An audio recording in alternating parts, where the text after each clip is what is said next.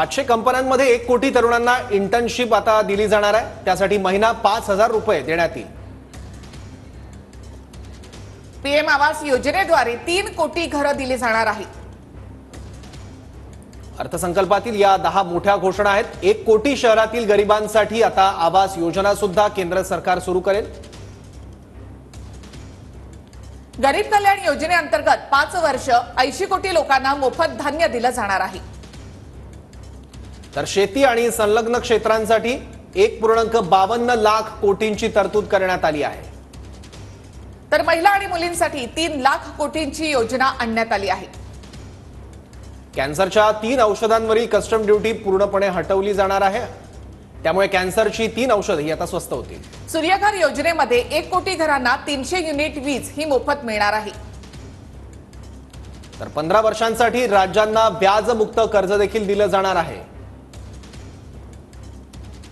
तर बिहारमध्ये महाबोधी विष्णुपद मंदिरासाठी कॉरिडॉर उभारण्यात येईल। तर या अर्थसंकल्पामध्ये काय स्वस्त झालेलं आहे ते आपण पाहूया। तर मोबाईल आणि चार्जर स्वस्त झालेला आहे। तसंच सोन्या चांदीचे दागिनेही स्वस्त झालेले आहेत। त्यावरची कस्टम ड्युटी ही 6% कमी करण्यात आली आहे। तर सोलार पॅनल आणि सेल हे स्वस्त झालेले आहेत।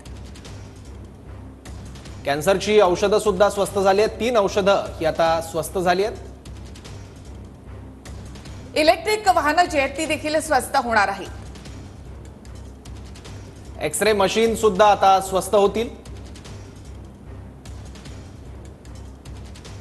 तांब्याच्या वस्तू या देखील स्वस्त होणार आहे।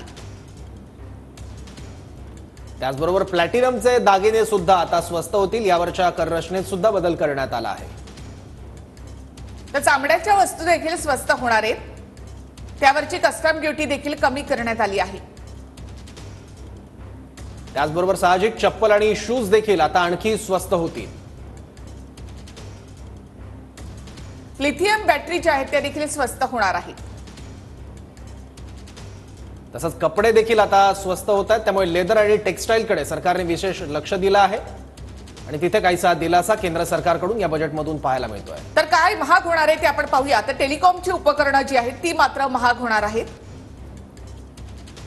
तसंच पीव्हीसी फ्लेक्स सुद्धा महाग होत आहेत।